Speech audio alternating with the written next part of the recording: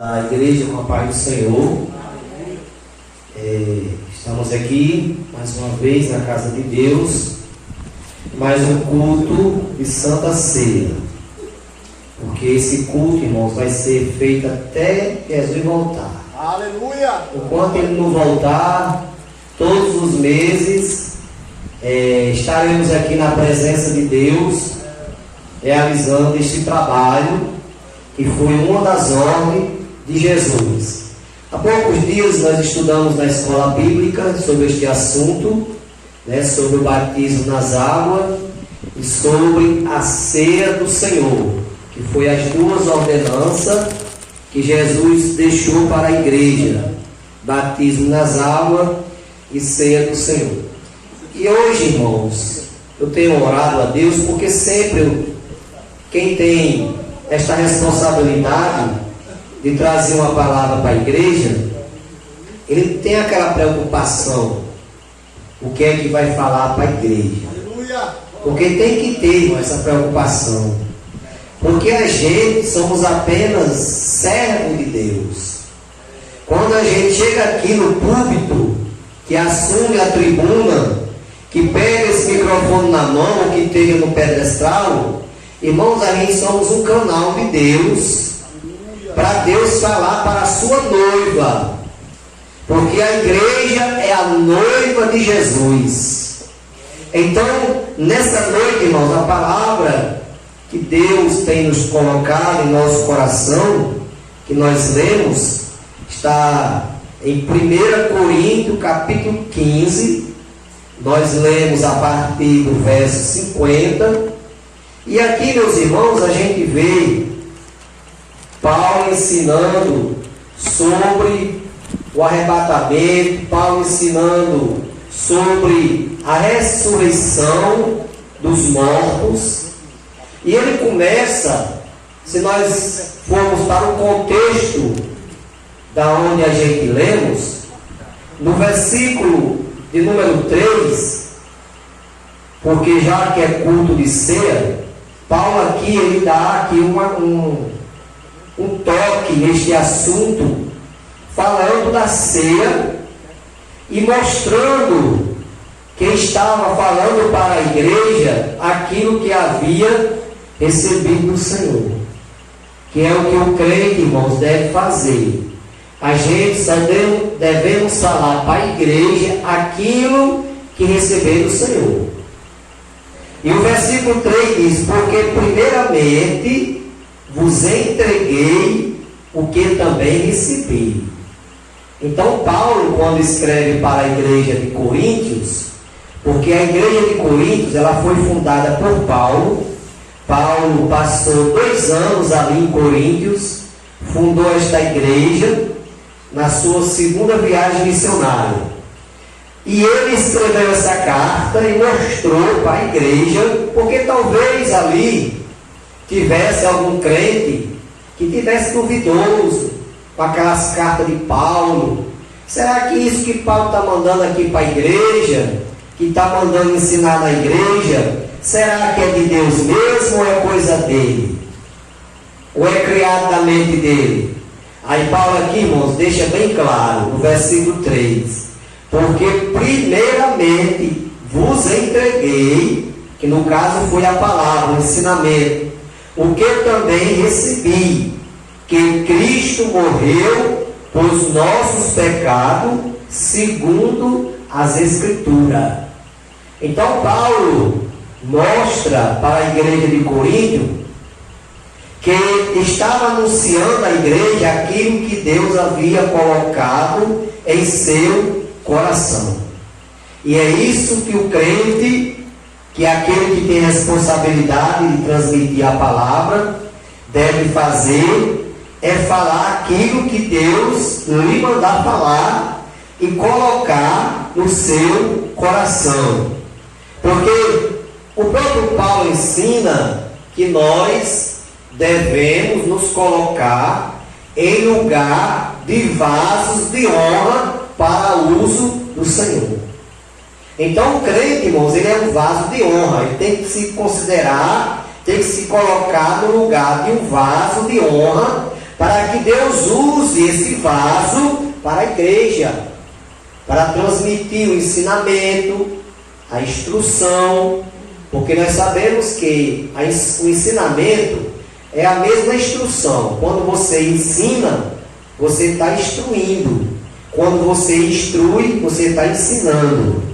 Então Paulo aqui, irmãos, no versículo 50, aonde nós lemos nesta noite, do capítulo 15 de 1 Coríntios, ele diz assim: e agora digo isto, irmãos, porque a palavra, irmãos, se você observar na Bíblia, você vai sempre ver Paulo se dirigindo, ou até mesmo outros apóstolos, Pedro, que escreveu as suas 2 cartas, João, que escreveu as suas epístolas e o Evangelho, Tiago.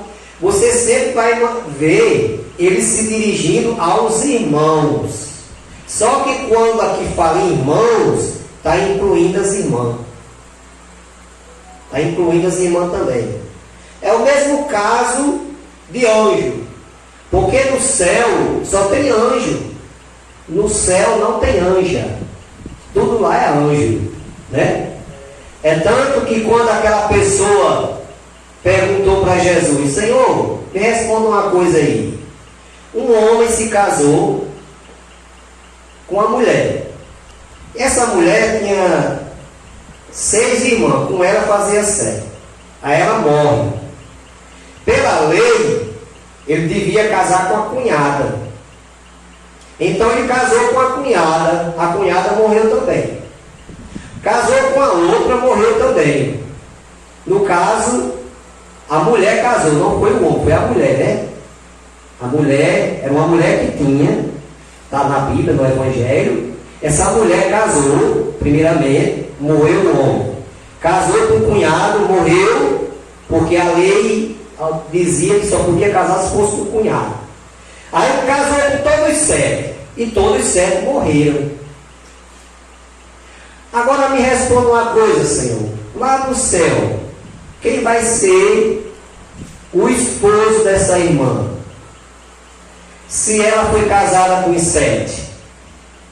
Aí Jesus diz assim: errais em não examinar as Escrituras, porque são delas que de mim testifica, e cuidais ter nela a vida eterna, porque lá no céu nem se casa, nem se dá em casamento.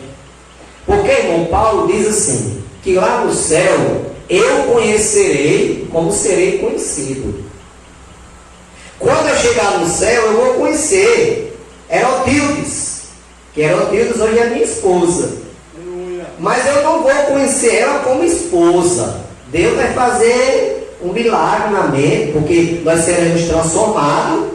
E é nesse momento que Deus nos transforma que vai haver esse milagre.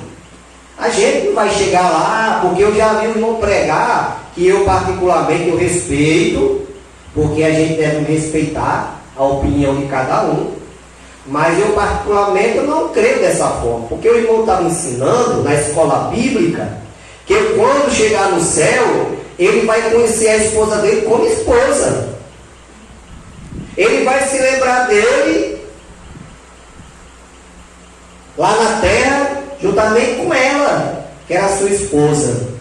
Aí eu fiquei na minha, né? Eu não quis entrar em questão, porque uma oportunidade, quem sabe, né? Aí podemos conversar.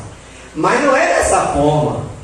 Porque se Deus não fizer uma transformação, irmão, na nossa mente, o céu não vai ser céu. Sabe por que eu vou dizer que não vai ser céu? Porque você vai ficar lembrando do seu ente querido que não está lá, que não quis ser crente, que não quis aceitar Jesus. Aí se você não tiver a mente transformada e for lembrar de tudo, aí você vai ficar triste. Aleluia. Ai meu Deus, minha mãe não aceitou Jesus, não está aqui, está no inferno, está se queimando no inferno. Ah, meu irmão não quis aceitar Jesus, está lá no inferno. Vai ser céu? Porque céu é só de gozo, né, irmão? Céu é só de alegria. Então Deus não vai fazer isso, irmão. não vai colocar a pessoa no céu para se lembrar que lá no inferno tem um parente dele se queimando nas chamas. Não, não. Eu não creio dessa forma, de maneira alguma. Eu particularmente escutei o irmão, mas eu sei que pela Bíblia ele está um pouco equivocado. Porque quando Jesus voltar, ele vai fazer uma transformação, e quando ele faz é 100%. Ele vai transformar o corpo e a mente. Ele vai fazer com que a nossa mente seja transformada, que lá no céu a gente vai conhecer como seremos conhecidos também pelos irmãos. Mas não vou conhecer a Herotilde, que hoje é minha esposa, como minha esposa. Não. Eu vou conhecer ela como um anjo. Porque lá no céu não tem anjo. Todos serão anjos. Lá só tem os céus. É coisa de Deus, irmão. Às vezes a pessoa, nós humanamente falando, a gente temos a nossa mente limitada. Tem coisa na Bíblia, tem gente, irmão, que quis saber o impossível. Porque tem coisa, irmão, que só é revelado lá. Jesus disse que as coisas ocultas, tem muitas coisas na Bíblia, irmão, que aqui na terra eu posso morrer de estudar, mas eu não vou saber não vou descobrir não. Por quê? Porque é mistério. E se eu for me meter a forçar a minha mente para querer descobrir aquilo sem ter condição humanamente falando, eu vou enlouquecer. E já teve gente que enlouqueceu, irmão. Forçou tanta mente que enlouqueceu, ficou biruta, porque forçou a mente. Então tem coisa na Bíblia que, se você quiser saber, quando chegar no céu, pergunta a Deus, que Deus vai lhe dizer. Agora aqui na terra você não consegue descobrir não, porque é muito profundo, é coisa profunda. Então aqui Paulo diz assim, versículo 50: e agora digo isto, irmãos. Quando fala de irmãos, está as irmãs também, que carne e sangue não pode herdar o reino de Deus, nem a corrupção herdar a incorrupção. Então Paulo quis mostrar, irmão, que a carne, essa carne aqui, olha, que um dia ela vai ser consumida pela terra, porque Deus falou que ao pó foi feito e ao pó tornará. Essa carne, ela não herda o reino de Deus. Ela vai se tornar naquilo que foi feito.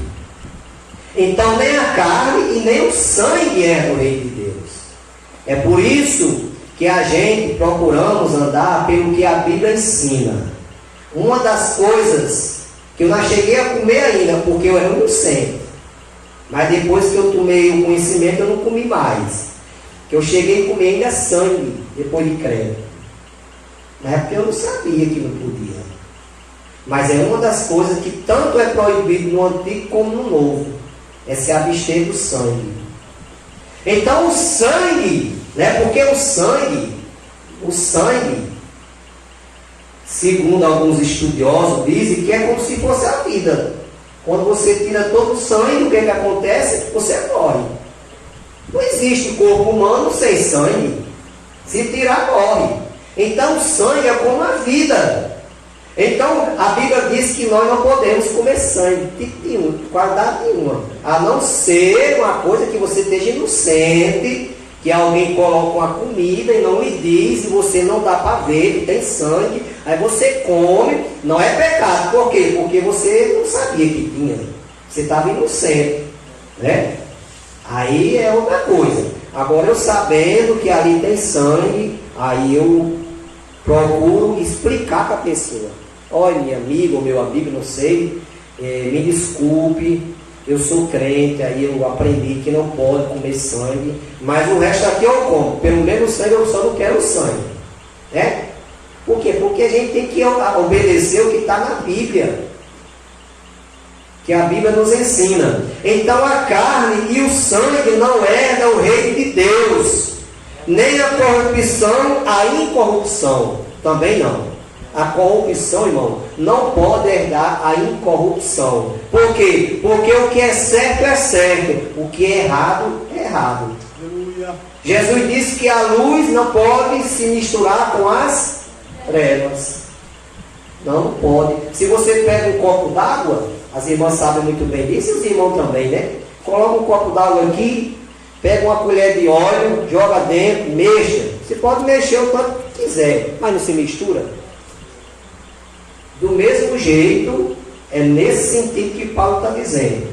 Que a carne e o sangue não é do reino de Deus, porque vai ser aqui voltar ao pó que foi feito, e a corrupção não pode herdar a incorrupção, né? Porque a corrupção é uma coisa ruim.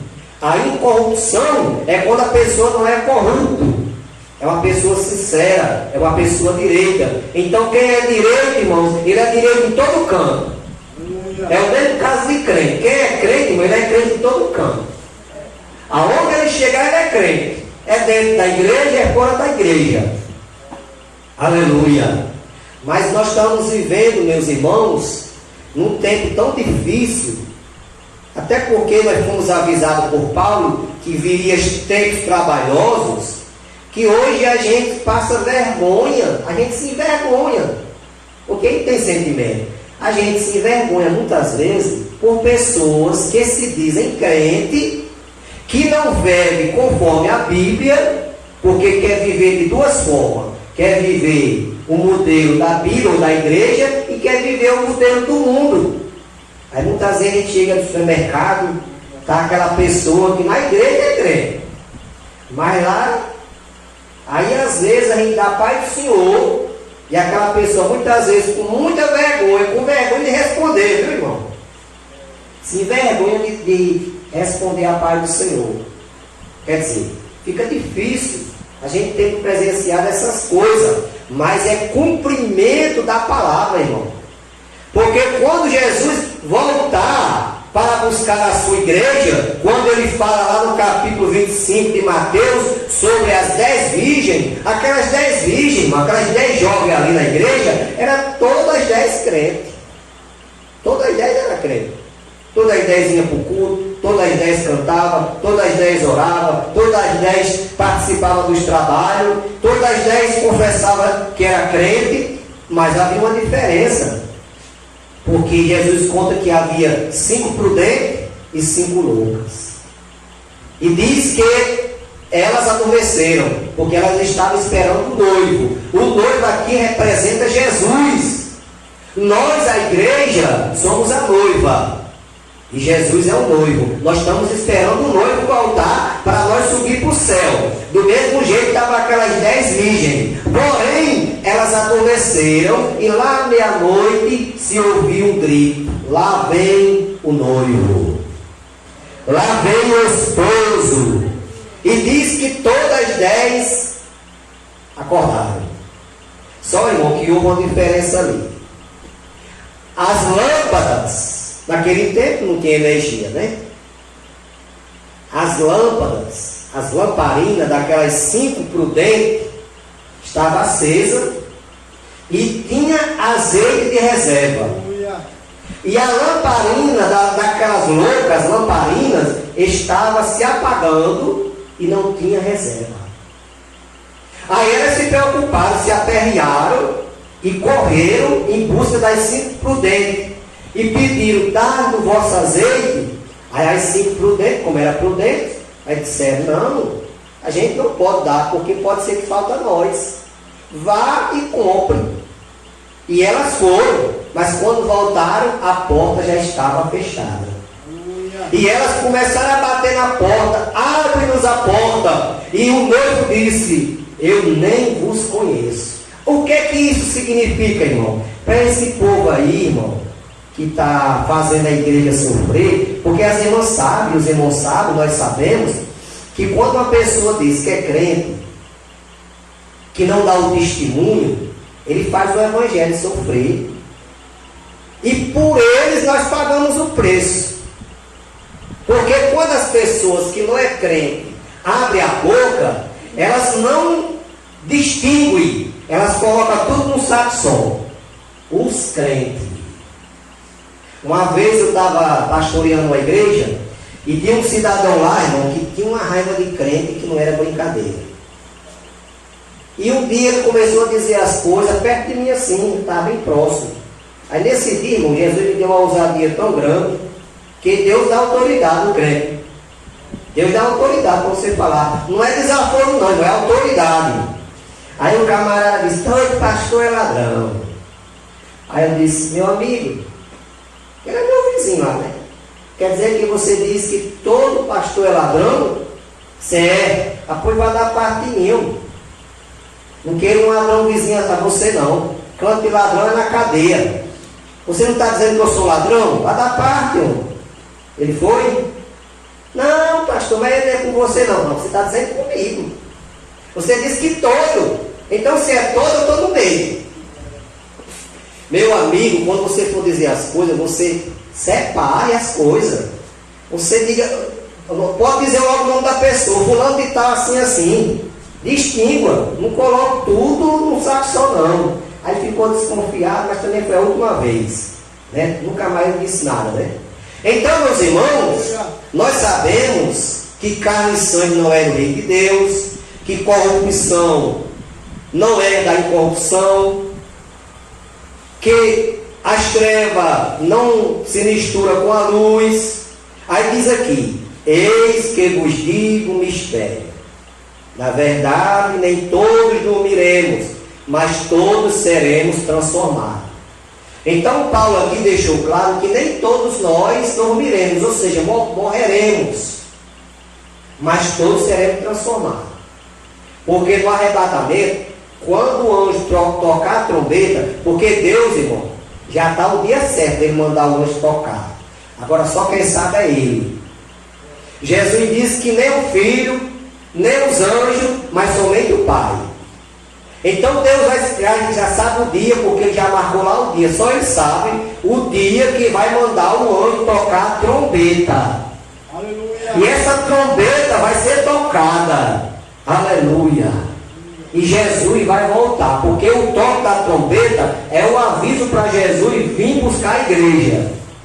E quando Jesus vir buscar a igreja, a Bíblia diz, irmãos, que primeiramente os mortos serão ressuscitados, que morreram em Cristo. Aqueles que eram crentes, que morreram em Jesus, eles serão ressuscitados. Só que essa ressurreição já vai vir para a transformação do corpo deles. A Bíblia fala, irmão, que até o mar vai dar conta dos seus mortos. Quantos irmãos morreram em alto mar?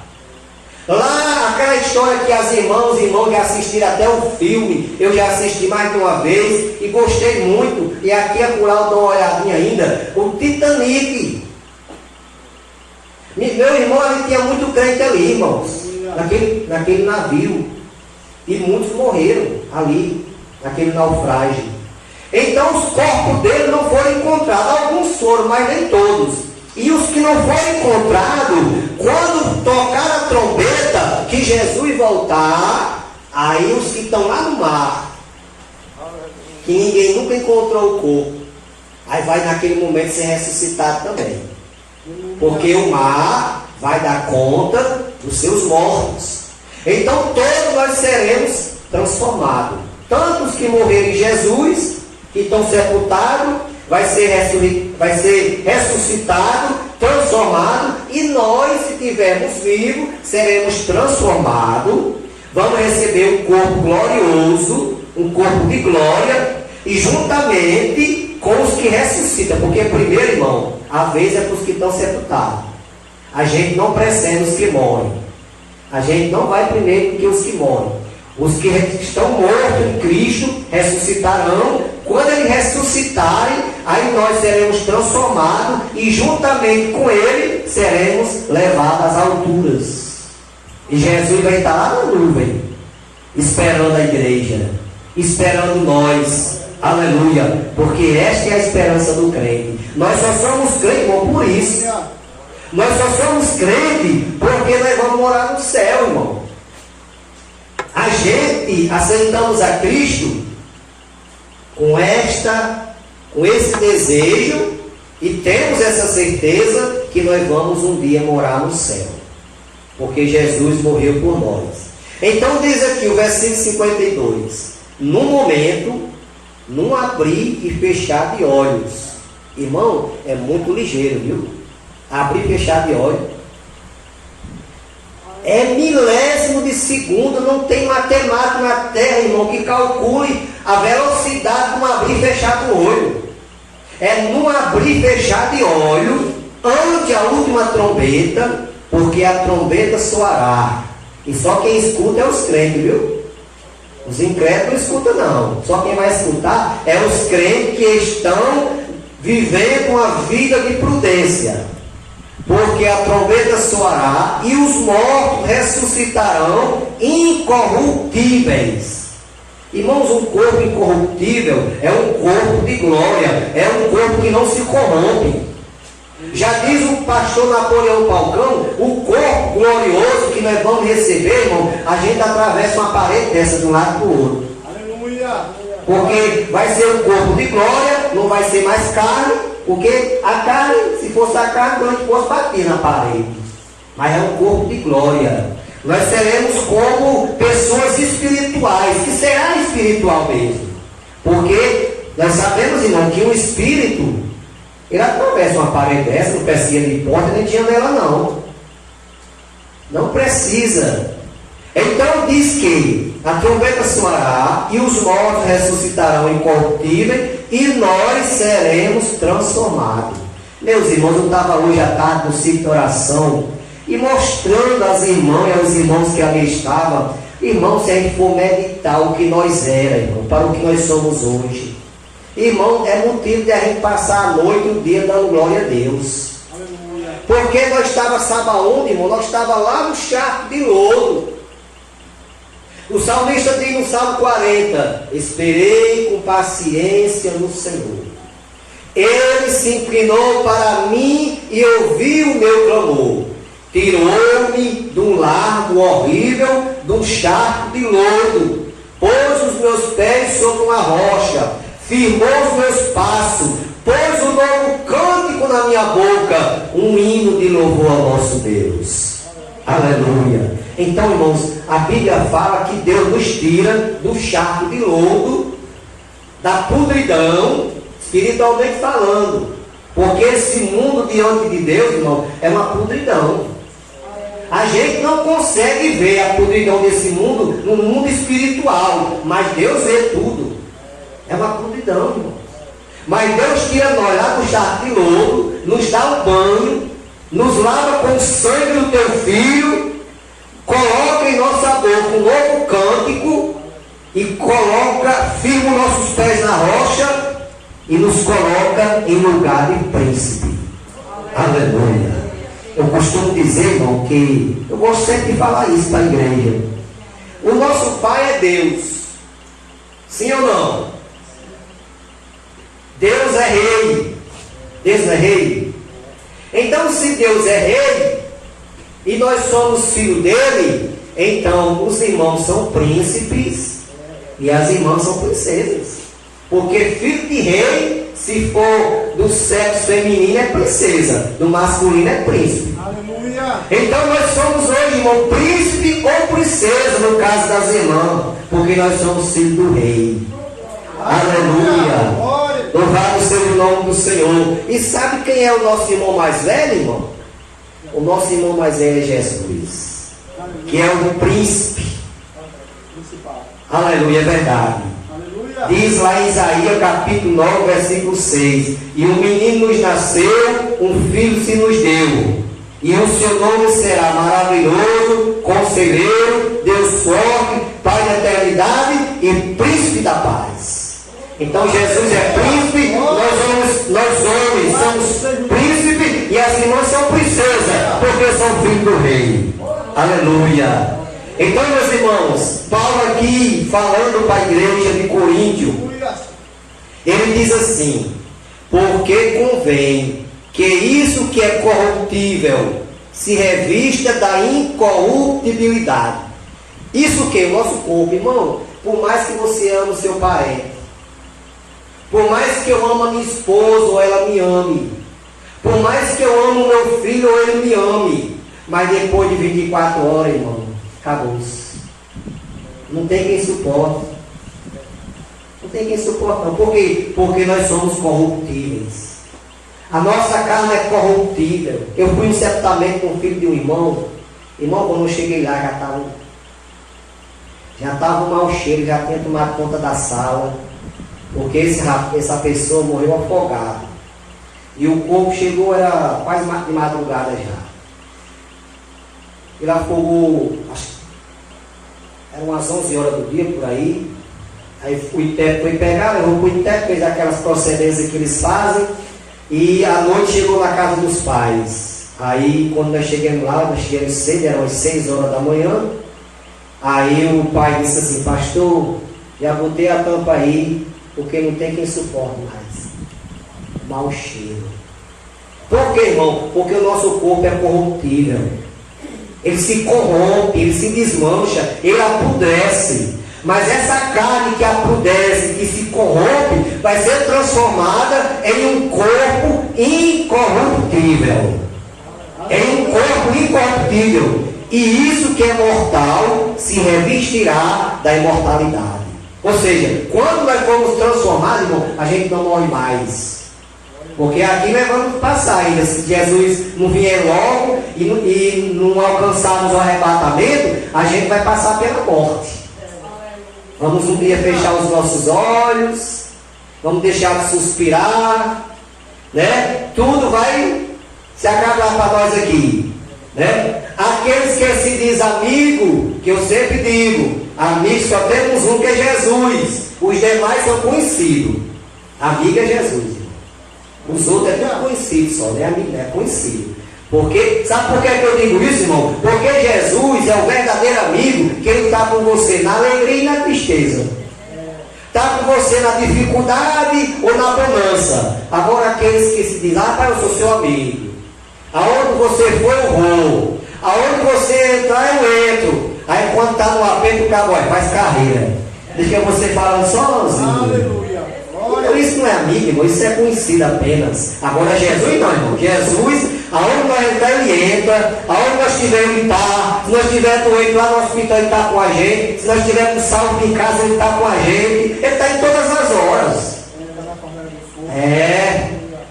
É você dormindo lá, irmão, a noite todinha dormindo, muitas vezes roncando, né? Que é difícil uma pessoa não roncar, né? Às vezes a minha esposa dá um puxa-manda assim no punho da minha rede, para me deixar de roncar, né? Às vezes, né? Todas as vezes não. Tem noite que até eu sou uma benção, sabe, para roncar. Mas é nós dormindo e Jesus lá velando por nós. Aleluia! Porque Jesus não dorme. Sabia? Jesus ele não dorme. Nós dormimos, mas ele não. Porque ele é espírito. E o espírito não dorme. Aleluia. Glória a Deus. É o mesmo caso. Quando formos transformados, a gente não morre mais. Porque o espírito não morre. Quando formos transformados. Aleluia. Aí o salmista diz assim, lá no capítulo 4. Dependendo da tradução da Bíblia. Eu me deitei, dormi, acordei, me levantei, porque o Senhor me guardou. Então a noite todinha Jesus me guardando, velando por você. É você dormindo e Jesus ali ao teu lado. Aleluia, me guardando. Glória seja dado o nome do Senhor. E diz aqui o 54. E quando isso que é corruptível se revestir da incorruptibilidade, e isso que é mortal se revestir da imortalidade, então cumprir-se-á a palavra que está escrita: tragada foi a morte na vitória. Então aqui, irmão, a morte foi tragada. Por quê? Porque quando nós foi transformado, ela não tem mais poder sobre nós. A morte foi tragada na vitória. Porque nós fomos transformados em um corpo incorruptível. Versículo 55. Onde está o morto o teu agrilhão? Onde está o inferno a tua vitória? O agrilhão da morte é o pecado, porque na verdade é através do pecado que vem a morte, né? E a força do pecado é a lei, porque quem revela o pecado é a lei. É por isso que Paulo diz lá em Romanos que maldito é todo aquele que está debaixo da lei. Aí temos aí, irmão, que estão andando de casa em casa, ensinando o povo a viver a lei. Irmão, da lei nós já fomos libertos. Aleluia! Jesus já cumpriu toda a lei por nós. algum ser humano tivesse condição de cumprir lei, Jesus não tinha morrido por nós não, irmão. Mas Jesus veio morrer porque ele sabe que nenhum de nós tinha condição de cumprir a lei, mas ele veio e cumpriu toda a lei por nós. É tanto que a Bíblia diz que a lei e os profetas duraram até João. Então Jesus cumpriu toda a lei. Ora, o aguilhão da morte é o pecado e a força do pecado é a lei. Mas graças a Deus que nos dá a vitória por nosso Senhor Jesus Cristo. Então a nossa vitória, irmão, quem nos dá é Jesus. Ah, eu fui vitorioso porque alguém me ajudou. Que conversa, irmão. Quem me ajudou foi Jesus. Porque se Jesus não tivesse dado vida a você, ou a alguém que lhe ajudou em alguma coisa, você nunca tinha tido vitória não. Quem nos ajuda, quem nos dá a vitória é Jesus. É por isso que ele diz lá em João 16, ele diz assim: sem mim nada podeis fazer. Então sem Jesus, irmão, nada eu posso fazer. Aí o versículo aqui, para nós encerrar, versículo 58. Portanto, meus amados irmãos, sede firme e constante, sempre abundantes na obra do Senhor, sabendo que o vosso trabalho não é vão no Senhor. Então, meus irmãos, minhas irmãs, diante desta palavra que nós temos aqui aprendido nessa noite, Paulo aqui fecha com o versículo 58 e nos mostra que nada que nós fazemos para Deus é em vão. Cada passo que a irmã dá para a igreja, cada passo que o irmão dá para a igreja, está apontado diante do Senhor. O irmão e a irmã será recompensado naquele dia, porque a Bíblia diz que nós receberemos o nosso galardão segundo as nossas obras. Então tudo está lá registrado diante de Deus e seremos recompensados. Por isso que vale a pena, irmão, trabalhar para Jesus. Ninguém perde nada em trabalhar para Jesus. Muitas vezes a gente trabalha para o homem e perde, porque muitas vezes o homem não quer pagar os direitos que a nós pertencem. Muitas vezes recebemos aborrecimento do patrão, porque às vezes ele é um pouco aborrecido, né? Recebemos carão do patrão, mas com Jesus é diferente, irmão. Quem trabalha para Jesus não perde nada, não tem aborrecimento com Jesus, é só amor, que Ele nos ama, né? Ele nos ama e cuida de nós. Então, irmãos, quero nesse momento glorificar a Deus.